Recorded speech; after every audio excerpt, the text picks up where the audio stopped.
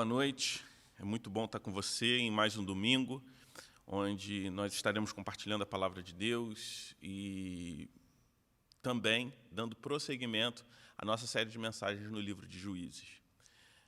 Na última semana, nós falamos um pouco a respeito da vitória de Gideão, onde Gideão, um homem simples, liderou o exército de Israel contra o exército dos midianitas, um exército incontável, poderoso, porém, o exército de Gideão, que possuía uma quantidade muito menor de pessoas, 33 mil homens, foi reduzido a apenas 300 para combater, para lutar contra um exército ainda muito maior. E Deus deu a vitória ao povo de Israel sob a liderança de Gideão, com apenas 300 homens, contra um exército de mais de 100 mil homens. Essa foi a história da vitória do povo de Israel naquele momento, através da liderança de Gideão. Hoje nós vamos falar sobre os acontecimentos após essa vitória. E nós vamos ver os impactos do sucesso na vida de Gideão. Por isso, eu gostaria de começar essa mensagem te fazendo a seguinte pergunta: o que significa sucesso para você? Qual a importância que o sucesso tem na sua vida? Desde criança, nós gostamos de viver momentos de sucesso. Se nós pudéssemos escolher, nós viveríamos somente momentos de sucesso na nossa vida. Nós estudamos querendo conquistar o sucesso, trabalhamos em prol do sucesso, e nós não estamos completamente errados ao perseguirmos isso através do nosso trabalho, do nosso estudo, do nosso conhecimento, mas nós precisamos ter cuidado, porque talvez estejamos doentes pelo sucesso, adoecidos pelo desejo de sucesso. Existe uma conselheira executiva chamada Mary Bell que vai dizer o seguinte sobre o sucesso: o sucesso é o álcool do nosso tempo. As melhores pessoas dos nossos dias não abusam do álcool, mas abusam de suas vidas. Cada sucesso alcançado, nós experimentamos uma sensação de muito prazer. O sucesso traz essa sensação de prazer para nós, mas uma sensação de prazer que passa, que não dura para sempre. E quando essa sensação passa, logo nós vamos atrás de outra realização, da conquista de mais um sucesso, para que essa sensação, para que a gente sinta novamente isso, esse prazer, essa sensação que o sucesso nos dá. O problema é que essa sensação vicia. E nós nos tornamos dependentes da sensação de prazer que o sucesso nos traz. E o problema está justamente na dependência do prazer, da sensação de prazer que o sucesso traz para nós. O problema está justamente nessa dependência. É como uma droga que vicia. E não é à toa que o sucesso vende. Não é à toa que as pessoas estão nas redes sociais, na mídia, prometendo e vendendo sucesso nas mais diversas áreas da vida. Pessoas que se tornaram experts em ensinar os outros a se tornarem pessoas de sucesso. O problema do sucesso vender muito é porque muitas vezes ele custa caro. Nós pagamos com a própria vida, com a nossa saúde, sacrificamos família, relacionamentos, em nome do sucesso. O sucesso não só tem o poder de nos enganar, mas ele também nos testa. Ao nos testar, o sucesso revela quem nós realmente somos. E caso Deus permita que eu e você alcancemos o sucesso, que tipo de pessoas nós seremos quando estivermos no auge? Se Deus permitir a você alcançar o sucesso, o auge da sua carreira, Que tipo de pessoa você vai se tornar? Ou melhor, que tipo de pessoa você vai se revelar? Estamos falando sobre Gideão. E como nós vimos na última mensagem, Gideão alcançou o sucesso através de uma vitória improvável ou praticamente impossível, que trouxe libertação ao seu povo. O sucesso de Gideão fez dele um dos líderes mais importantes do Antigo Testamento. E é interessante a gente observar que Gideão, aos olhos humanos, não possuía as características de alguém de sucesso. No entanto, a despeito de todas as improbabilidades, Deus escolhe Gideão por graça e faz dele líder em Israel, de um desconhecido do interior de Manassés, que possuía um pequeno exército, que foi ainda mais diminuído por Deus. Ele se torna em uma grande celebridade. Como Gideão reage ao sucesso, ao teste do sucesso? E você, como reage ao teste do sucesso? Gideão, ao se tornar alguém de sucesso, ele sofre alguns testes que o sucesso traz. E eu gostaria de ler com vocês Juízes 8, versículo 1 ao 3, sobre o primeiro teste que Gideão é submetido. A palavra de Deus diz assim: os efraimitas perguntaram então a Gideão: por que você nos tratou desta forma? Por que você não nos chamou quando foi lutar contra Midian? E o criticaram duramente. Ele, porém, lhes respondeu: que é que eu fiz em comparação a vocês? O resto das uvas de Efraim não são melhores do que toda a colheita de Abiezer? Deus entregou os líderes medianitas, Oreb e Zeeb, nas mãos de vocês. O que pude fazer não se compara ao que vocês fizeram. Diante disso, acalmou-se a indignação deles contra Gideão. O que nós vemos aqui? O primeiro teste que o sucesso trouxe a Gideão foi o teste da crítica. Após receber uma grande vitória, Gideão recebe dos efraimitas uma grande crítica. E por que Gideão é criticado pelos seus irmãos da tribo de Efraim, seus irmãos israelitas da tribo de Efraim? Aqueles irmãos, aqueles homens, aquelas pessoas estavam criticando Gideão porque eles não foram convidados a participar da guerra contra os midianitas. E por que os efraimitas achavam que deveriam ser convidados? Porque depois da tribo de Judá, a tribo de Efraim era a maior e mais forte tribo de Israel. Então, os efraimitas se sentiam necessários e pensavam: como Gideão poderia ir à guerra sem o nosso exército? Como ele poderia ir à guerra sem a nossa ajuda? Eles se sentiam extremamente necessários. Eles entendiam que não era possível uma vitória daquela forma sem a cooperação, sem a participação deles.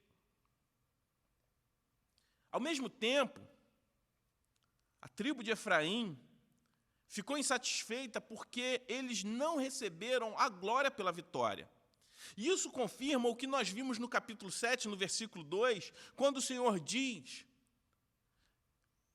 que se o povo de Israel, o exército de Israel, fosse em vantagem contra os midianitas, ou com qualquer tipo de chance de vitória, qualquer chance humana de vitória, eles se orgulhariam contra o Senhor. Mais do que não dar glória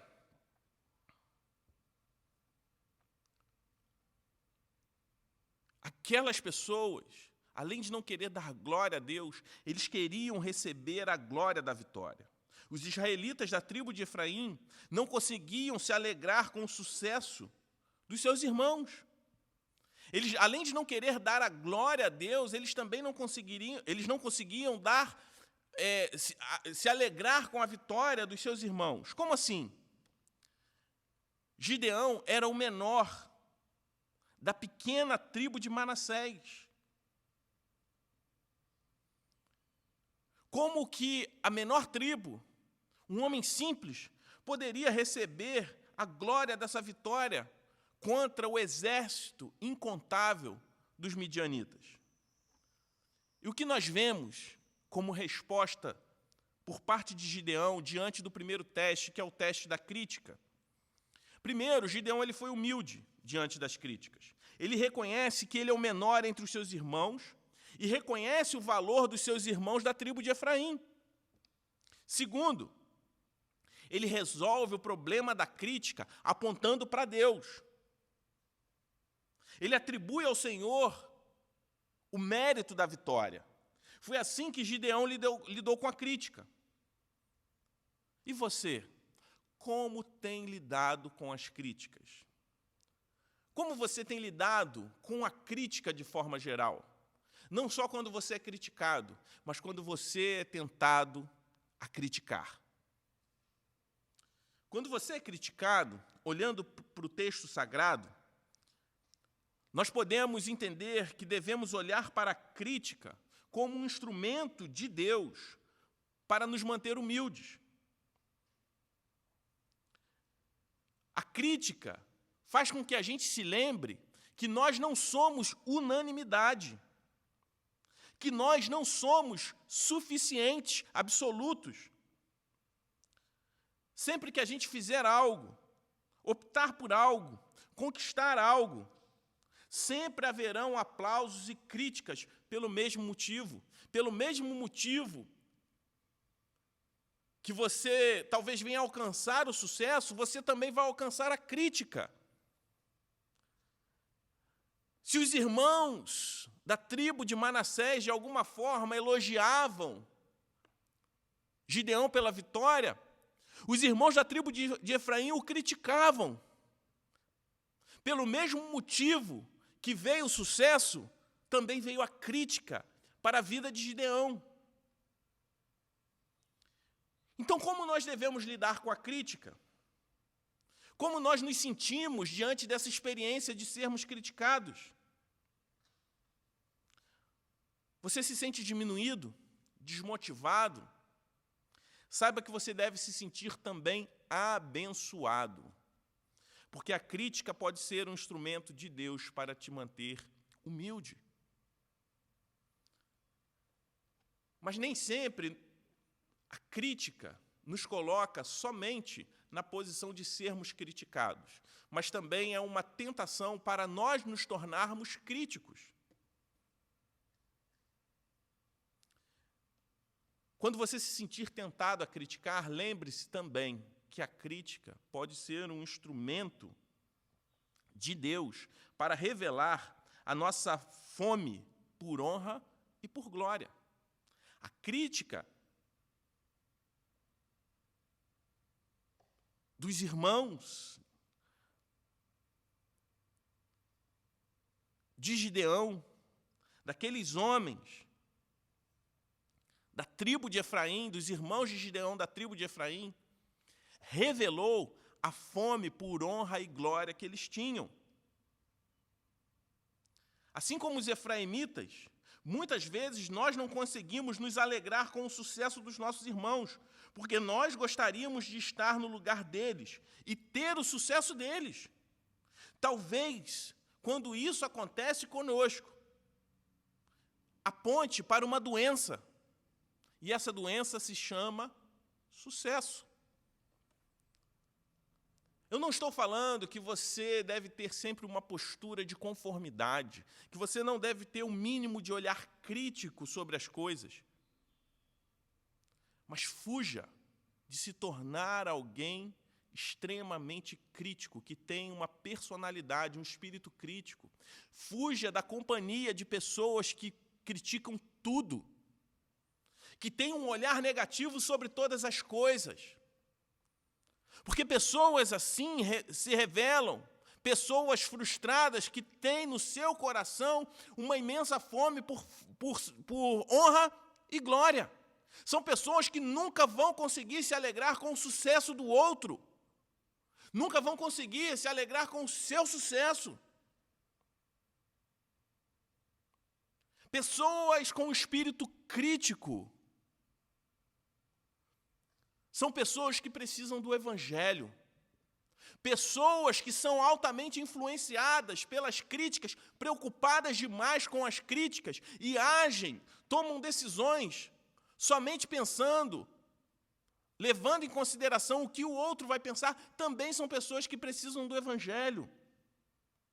Por isso, para resolver o problema desses dois grupos, somente o Evangelho. Assim como Gideão se lembrou do Senhor e atribuiu a vitória ao Senhor, também devemos nos lembrar que foi Deus quem nos deu a vitória e que só Ele merece a glória. E isso faz não só que eu me mantenha humilde, como também vai me fazer lembrar que eu não sou melhor do que ninguém, que todos nós somos pecadores, somos fracos e pequenos, que eu não posso me sentir superior ao ser tentado ser extremamente crítico ao outro. Vai me deixar humilde para que eu não desenvolva um espírito de superioridade, mas eu me mantenho humilde. Da mesma forma, vai me trazer paz ao ser criticado, por entender que a minha verdadeira fonte de satisfação vem do Senhor.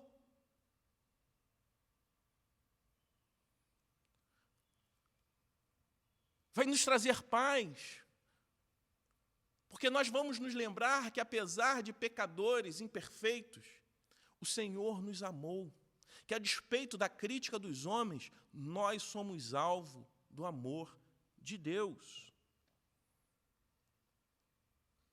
Devemos encontrar a nossa verdadeira honra e glória na cruz, ao invés de achar que somos melhores do que os outros ou que somos a pior pessoa do mundo por conta da crítica dos outros. E esse foi o primeiro teste de Gideão. Mas o teste não parou por aí. A partir do versículo 4, nós vamos ver que Gideão foi submetido a um outro teste. E o texto diz assim: Gideão e seus 300 homens, já exaustos, continuaram a perseguição. Chegaram ao Jordão e o atravessaram. Em Sucote, disse ele aos homens dali: peço-lhes um pouco de pão para as minhas tropas.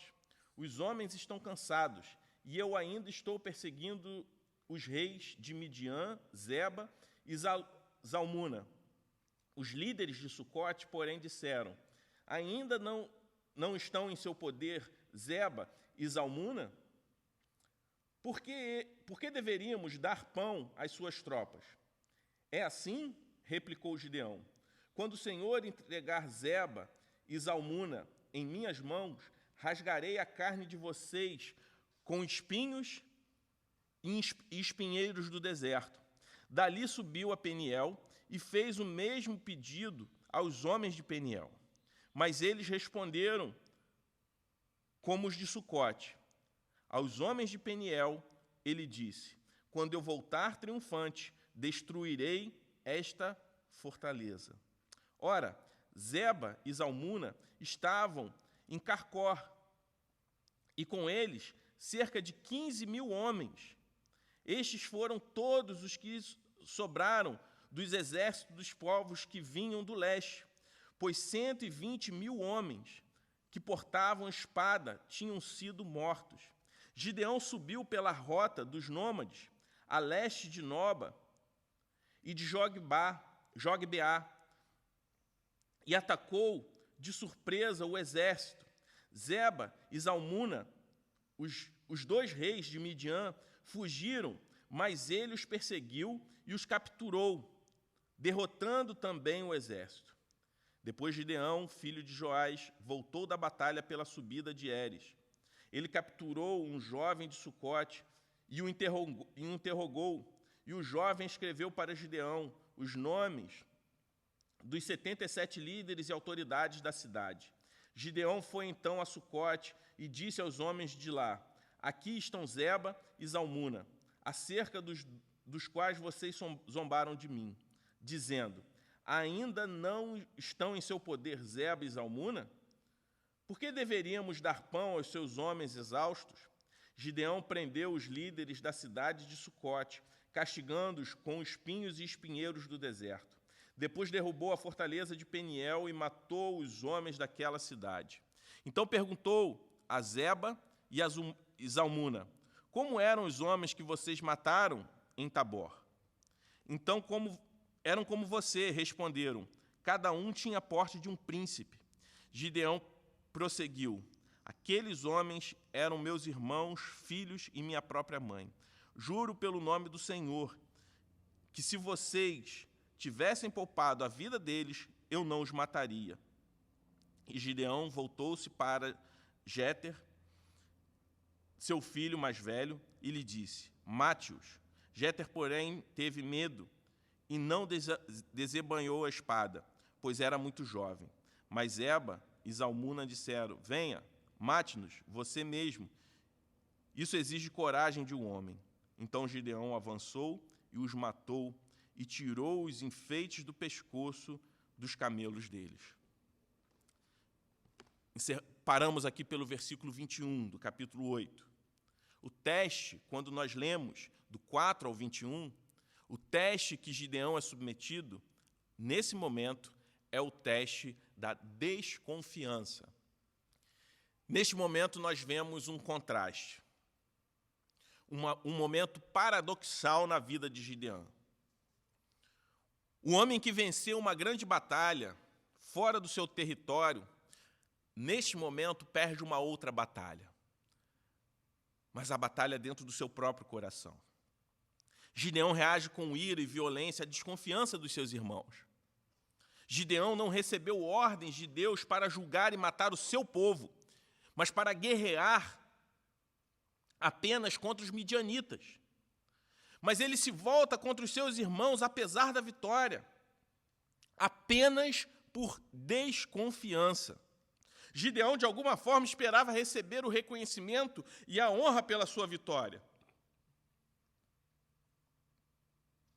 Ele, apesar de saber que só venceu pela graça de Deus, ele queria provar, através da violência, a sua força contra o seu próprio povo. Gideão deixa transparecer seu desejo por vingança diante dos seus inimigos, quando, além de vencer, ele também tenta humilhá-los. A luta de Gideão não foi motivada apenas por obediência a Deus, mas também por um desejo pessoal de vingança. E diante do primeiro sinal de desconfiança, ele reage com ira e violência. Gideão deixa transparecer seu desejo por vingança. Gideão foi um sucesso no campo de batalha contra os seus inimigos, mas um fracasso diante dos seus irmãos, por desconfiarem do seu poder. Se você é alguém que desconfia demais, cuidado. Você pode estar usando isso como desculpa para pecar. Você desconfia demais dos líderes da sua igreja. Você desconfia demais das pessoas. E acaba agindo com as pessoas de forma desonesta, porque simplesmente você desconfia que essas pessoas estão sendo desonestas contigo. Usamos a nossa desconfiança para desobedecer o Senhor. Um exemplo, a nossa falta de generosidade na obra de Deus. Quando a gente olha para Filipenses 4, nós vemos lá Paulo agradecendo as ofertas, o sustento da igreja sobre a sua vida. Paulo dizendo que aqueles irmãos tinham muito pouco e, apesar de terem pouco, não mediram esforços de contribuir de forma generosa para que não lhe faltasse nada. E Paulo diz, no versículo 19 de Filipenses 4, que o Senhor supriria aqueles irmãos de todas as necessidades. A palavra de Deus nos diz isso, que quando somos generosos, obedientes, nessa área, o Senhor há de suprir todas as nossas necessidades. Então, quando deixamos de fazer, de alguma forma, estamos desconfiando que o Senhor há de suprir todas as coisas na nossa vida. E usamos a nossa desconfiança de Deus como pretexto para não obedecer a Ele.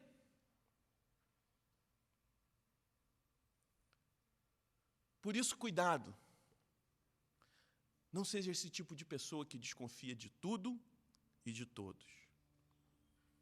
Da mesma forma, às vezes você pode pertencer ao grupo de pessoas que sofre com a desconfiança. Você se tornou alguém inseguro, simplesmente porque as pessoas desconfiam de você quando você está numa posição de sucesso, de liderança. Então, o primeiro conselho é não se iluda com as pessoas. Elas são imperfeitas. Não busque a aprovação dos homens. Mesmo que as pessoas desconfiem de você, durma com a consciência tranquila que você está fazendo aquilo que é certo diante de Deus. Quantas vezes, por exemplo, no ministério pastoral, nós convivemos com a desconfiança de pessoas simplesmente para preservar a vida de outras, para poupar a reputação de outras. Somos obrigados a não revelar detalhes sobre determinadas situações, justamente para preservar a reputação, a imagem de outras pessoas, mesmo que isso traga conjecturas, desconfiança por parte de outras pessoas.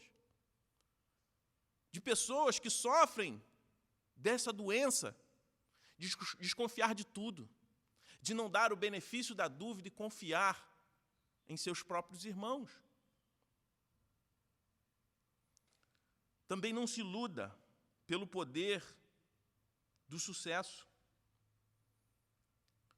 O sucesso vai fazer com que as pessoas não só te critiquem, mas também desconfiem de você. Por exemplo, a política. Em um país com tantos casos de corrupção como o nosso, como é difícil para alguém exercer uma carreira pública na política. É quase impossível desenvolver uma carreira na política e não sofrer com a desconfiança. Você tem que provar que você é correto e não o contrário. Então, o poder e o sucesso vai trazer a crítica e a desconfiança. A questão não é anular a crítica e a desconfiança, mas como nós lidamos com esses dois testes e como nós nos comportamos quando somos tentados a criticar e a desconfiar. Mas nós vemos que Gideão ele tem mais um teste.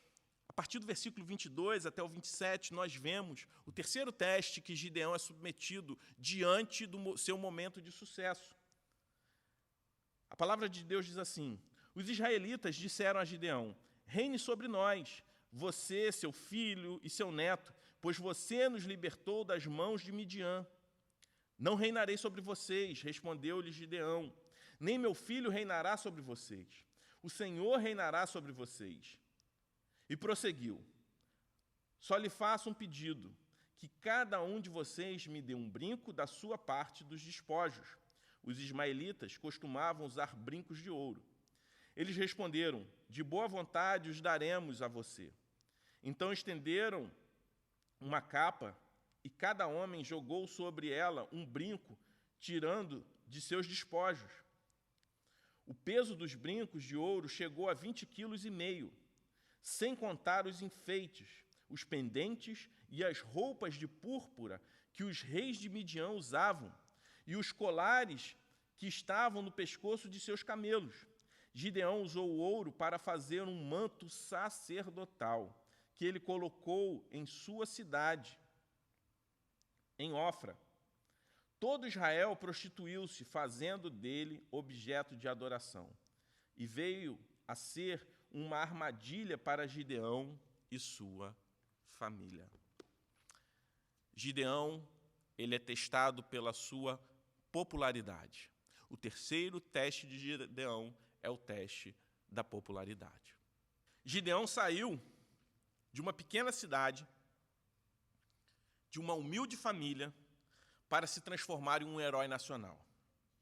Com apenas 300 homens, ele derrotou um exército poderoso de mais de 120 mil homens. E agora, como lidar com toda essa popularidade? Ele começa bem, mas logo depois ele se perde.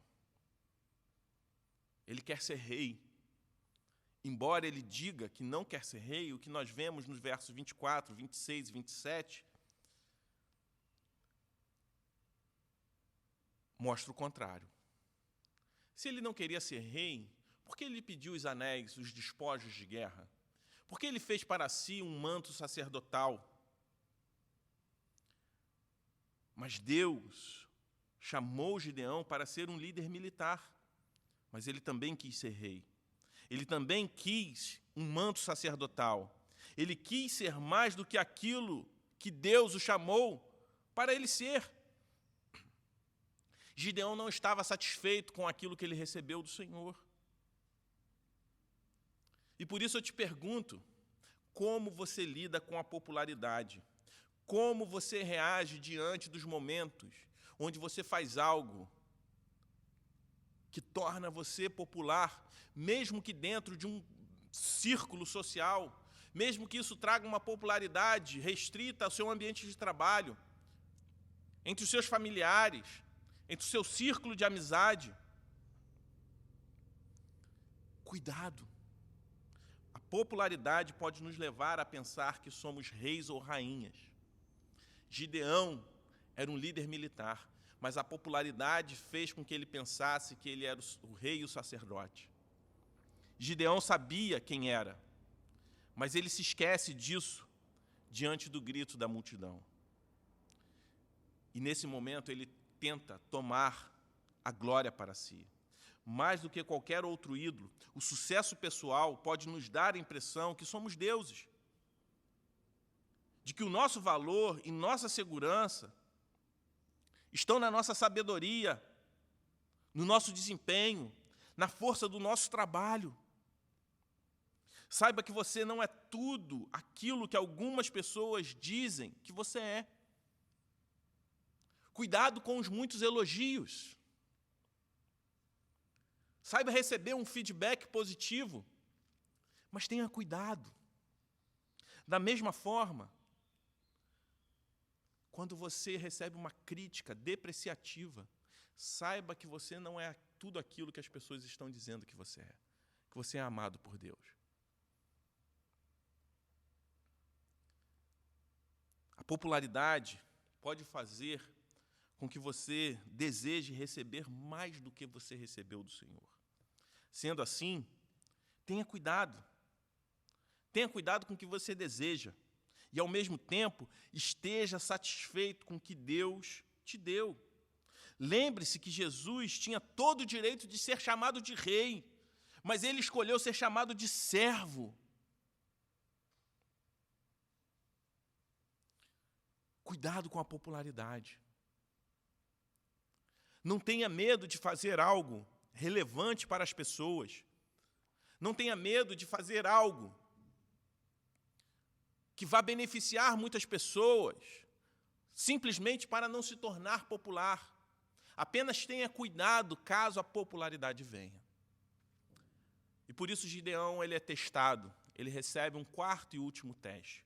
Após ser testado pela crítica, pela desconfiança e pela popularidade, nós veremos, dos versículos 28 a 35, o quarto e último teste que Gideão é submetido.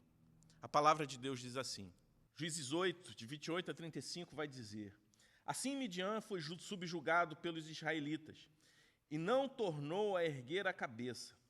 Durante a vida de Gideão, a terra desfrutou paz 40 anos. Jerubaal, filho de Joás, retirou-se e foi para casa, onde ficou morando. Teve 70 filhos, todos gerados por ele, pois tinha muitas mulheres. Sua concubina, que morava em Siquém, também lhe deu um filho, a quem deu o nome de Abimeleque. Gideão, filho de Joás, morreu em idade avançada e foi sepultado no túmulo de seu pai, Joás, em Ofra, de Abiezritas. Logo depois que Gideão morreu, os israelitas voltaram a prostituir-se com os balaíns, cultuando-os. Ergueram Baal-Berite como seu Deus, e não se lembraram do Senhor, o seu Deus, que os tinha livrado das mãos dos seus inimigos em redor. Também não foram bondosos com a família de Jerubaal, isto é, Gideão, pois não reconheceram todo o bem que ele tinha feito a Israel. O último teste de Gideão foi o teste da aposentadoria. Para encerrar, nós podemos ver como Gideão terminou os seus dias, como ele viveu a sua velhice. Gideão possuiu muitas mulheres, teve filhos com muitas mulheres, inclusive com a sua concubina. E qual foi o seu legado para Israel? Após a sua morte, o povo de Israel não foi generoso para com sua descendência e voltou-se a se prostituir espiritualmente. Abandonou o Deus que havia dado a eles a vitória.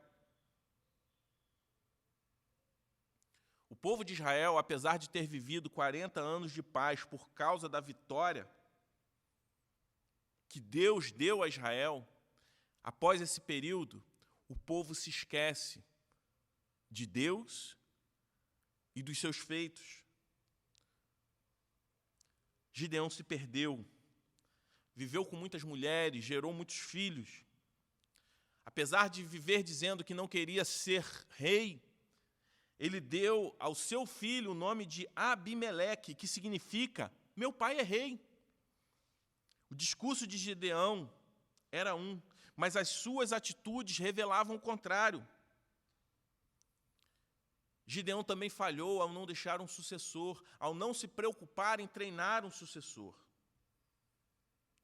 Ao saber da morte de Gideão, os israelitas se desviaram, se prostraram a falsos deuses. Gideão libertou o povo dos midianitas, mas os deixou na mesma escravidão de sempre, a adoração a falsos deuses. Gideão morre rico, mas deixa um legado pobre. E você, como lida com a ideia da aposentadoria? Qual é o legado que você vai deixar para a sua família? Primeiro, tenha cuidado. A aposentadoria pode ser uma grande armadilha do diabo. Gideão se entregou aos prazeres e nada fez para deixar um sucessor, para deixar um legado. Quantas pessoas depositam a sua identidade no seu trabalho e quando chegam às vésperas da sua aposentadoria, simplesmente a sua vida perde o sentido. Eu me lembro que em uma empresa que eu trabalhei, havia ali um homem que tinha idade para ser meu pai, que já trabalhava há muitos anos, e a empresa ela tinha um programa para as pessoas, uma espécie de mentoria para as pessoas que estavam começando, faltavam 2 anos para se aposentar. Era uma espécie de planejamento de aposentadoria. E foi interessante que aquele homem que trabalhou por mais de 30 anos, com muita saúde, naquele momento, ele começou a ter problemas de saúde que nunca teve antes. Justamente porque ele começou a encarar a realidade da aposentadoria. E quando eu falo aqui, e olho para o exemplo de Gideão, não falo só da sua aposentadoria do trabalho, mas como você tem planejado o seu legado, o legado que você vai deixar para as pessoas que estão à sua volta hoje. Você tem se preocupado com que tipo de sucesso? Somente com sucesso momentâneo? Ou você tem se preocupado em ser bem-sucedido naquilo que vai trazer resultado não só para a sua vida, mas vai deixar um legado para as próximas gerações? O pastor Francis Chan vai dizer: nosso maior medo não deve ser o fracasso, mas ser bem-sucedido em algo que não importa. Por isso eu gostaria de concluir te perguntando mais uma coisa. Como nós devemos quebrar o encanto do sucesso? Se a gente pudesse, a gente viveria só de sucesso. Se a gente pudesse escolher, a nossa vida seria marcada somente por momentos de sucesso. Mas não é assim. A realidade não é essa. Então, o que nós devemos fazer para quebrar esse encanto? Nós precisamos entender que o sucesso ele pode se tornar um ídolo, justamente pelo sentimento que nós falamos no início, o sentimento de prazer que o sucesso traz. Nós não devemos fazer o sucesso como um propósito da nossa vida, porque senão ele se torna um ídolo. E um ídolo, ele não deve ser simplesmente anulado, mas ele deve ser substituído. Ao anular um ídolo, nós precisamos preencher esse espaço vazio com algo que realmente importa. E nós só conseguimos preencher esse vazio quando nós quebramos o encanto do sucesso, quando nós olhamos para Deus. E olhando para Deus, nós vemos o que Cristo Jesus fez por nós na cruz. Ao invés de fitar os nossos olhos naquilo que nós fazemos e conquistamos, olhemos para a cruz e foquemos a nossa visão em Jesus Cristo. Somente assim nós entenderemos o sucesso que verdadeiramente importa. É o sucesso que não é nosso. É o sucesso de Cristo Jesus. É a vitória de Cristo Jesus que foi atribuída a nós. Que a maior vitória que eu e você temos não foi conquistada pelo nosso desempenho, pelo nosso talento e pelo nosso esforço, mas foi conquistado pela cruz do Calvário. Quando nós entendemos que a maior vitória que eu e você temos foi uma vitória que nós não temos mérito algum, nós conseguimos lidar e quebrar com o encanto do sucesso e viver, estar aptos a viver a todo tipo de sucesso que o Senhor venha proporcionar para nós aqui na terra, para a glória dele. Que o Senhor, assim, aplique a sua palavra aos nossos corações. Pai querido, nós te agradecemos, Senhor, pela sua palavra e te pedimos que o Senhor não permita que vivamos iludidos pelo sucesso, que não nos tornemos pessoas viciadas pelo prazer que o sucesso nos traz momentaneamente, mas que possamos entender que a maior vitória que nós temos não foi através do nosso mérito, do nosso esforço, do nosso desempenho, mas a maior conquista que todos nós podemos ter na vida é a vitória de Cristo Jesus na cruz do Calvário. No nome de Jesus é que nós oramos. Amém. Que Deus te abençoe, que Deus te guarde. No próximo domingo estaremos de volta com mais uma mensagem da nossa série Um Só Deus, uma série expositiva no livro de Juízes. Que Deus te abençoe e tenha uma ótima semana.